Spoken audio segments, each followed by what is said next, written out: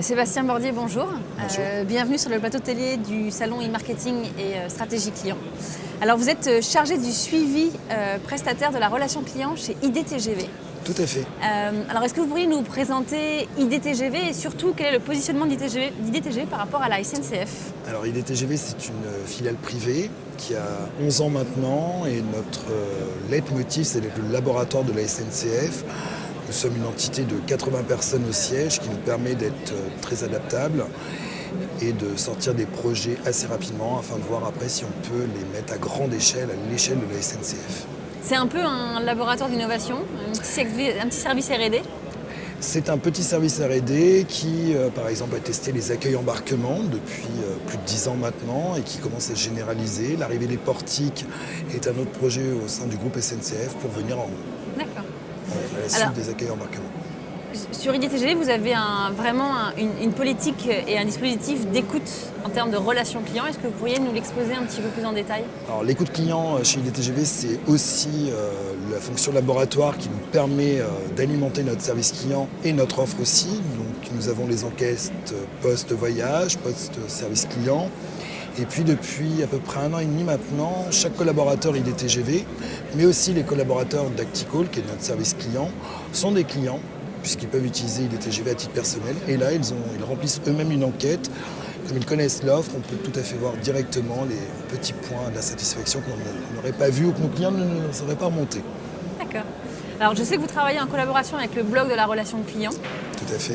Et justement, il s'intègre dans cette dynamique d'écoute, de questionnaire, etc.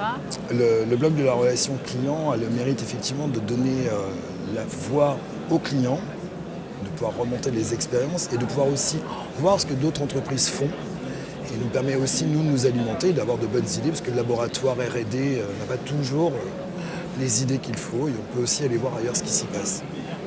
Alors, on sait que les consommateurs aujourd'hui, les usagers utilisent beaucoup les médias sociaux pour vous interpeller, pour échanger, pour discuter. Quelle est votre stratégie sur les médias sociaux? Alors chez IDTGV, comme on est 900% Internet, on est arrivé sur les réseaux sociaux via Facebook dans un premier temps en 2006. 2009, le premier fil Twitter très orienté marketing, il ne faut pas se le cacher. Et en février 2013, on a décidé de lancer un fil Twitter axé sur le service client, puisqu'on s'est rendu compte qu'environ 30% des demandes concernaient le service client. Et du coup, maintenant, nous avons un fil marketing et un fil service client. Vous devez agréger des millions de données et des millions d'informations sur la connaissance client. Le big data dans son ensemble. Ouais. Comment vous exploitez tout ça et pourquoi vous en faites? C'est justement, aujourd'hui, tout le monde recueille des données sur ses clients. On arrive à savoir même limite sa couleur préférée. Des outils comme là on vient de se doter donc, avec EasyWare nous permettent de synthétiser toute cette connaissance et de porter à la connaissance du conseiller lors d'un appel par exemple les données qui vont lui servir à accueillir le client d'une façon individuelle et personnalisée. Il va pouvoir par exemple savoir si il y a 3 jours ce client a eu un retard de 15 minutes. 15 minutes ça peut paraître beaucoup ou rien mais en tout cas le conseiller le saura et pourra adapter son discours en fonction. Alors ce qui est très fort dans IDTGV c'est que vous êtes sur l'expérience client usager final et vous travaillez énormément l'interaction aussi avec les conseillers et sur l'écoute des conseillers aussi et leur rôle dans cette relation il est très important. Nos conseillers, comme j'ai dit, sont en plus externes, ils ne sont pas salariés d'IDTGV mais en même temps ceux qui connaissent... Ils sont inhérents à la SNCF? Non plus, ils sont salariés d'une entreprise qui s'appelle Acticall, avec qui on travaille depuis 2010 maintenant. Et nous intégrons les conseillers dans l'ensemble des projets du service client. Par exemple, j'en ai 4 qui étaient sur le pilote d'EasyWare, d'autres qui sont sur Mediatek. Et nous leur avons, même pas leur demande, mais comme nous leur faisons confiance, nous avons mis en place ce qu'on appelle le portefeuille conseiller. Tous les mois, on leur donne 100 € en bon d'achat, qu'ils utilisent comme bon leur semble, sans aucune validation de notre part, ni de leur manager. Et ils ont même des goodies qu'ils peuvent envoyer avec un petit mot personnalisé aux clients lors d'un contact qui s'est bien ou mal passé mais qui a bien fini. Et ça, c'est de leur responsabilité et ils sont grands, il faut leur faire confiance. C'est comme ça que vous créez l'enchantement? Oui. Et l'enchantement client, ça passe aussi par l'enchantement de ses collaborateurs et des conseillers. Un collaborateur heureux est un client... Le sourire, ça s'entend au téléphone, ça fait 15 ans qu'on le dit, mais c'est vrai, effectivement. Donc l'enchantement, ça commence aussi par enchanter ses collaborateurs, et l'enchantement client n'est pas toujours facile à avoir. Donc eux, ils sont là aussi pour nous aider à les enchanter. Alors, vous m'avez parlé un petit peu en amont des KPI, vous m'avez dit, oh là là, on en a des centaines, on en a plein, Ouais. etc. Est-ce qu'il y en a 3-4 très forts qui permettent de suivre justement l'enchantement et la satisfaction du client Le premier que moi je vais regarder, ça va être le Once and Done. C'est-à-dire si un client qui nous a contacté, qui a eu sa réponse, nous revient ou pas. S'il nous revient, il y a quand même une forte probabilité d'insatisfaction.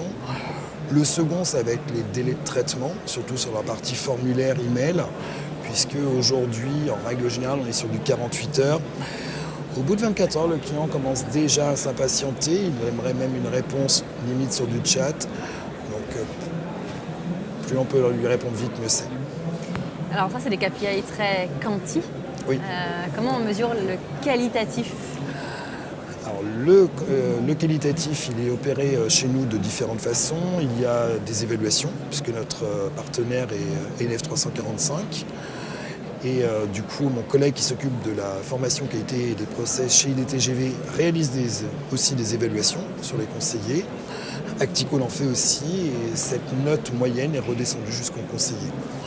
En plus, le conseiller, depuis 2012, s'auto-évalue via le CRM justement d'EasyWare, où il dit à la fin de son contact, pour lui, si son client était satisfait ou insatisfait de son traitement.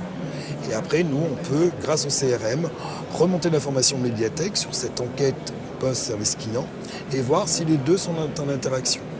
Et on utilise énormément le verbatim, qui est aussi un gage de qualité suivant ce que le client a retenu et nous dit suite au contact qu'il a eu avec le service client. Comment on arrive dans une telle entreprise, inhérent quand même à un grand groupe, à faire converger les objectifs d'enchantement, les objectifs qualitatifs, les objectifs d'attachement à la marque et d'engagement des clients, avec des objectifs humains, des objectifs financiers, des objectifs quantitatifs? C'est une équation assez compliquée à trouver, je ne vous le cacherai pas.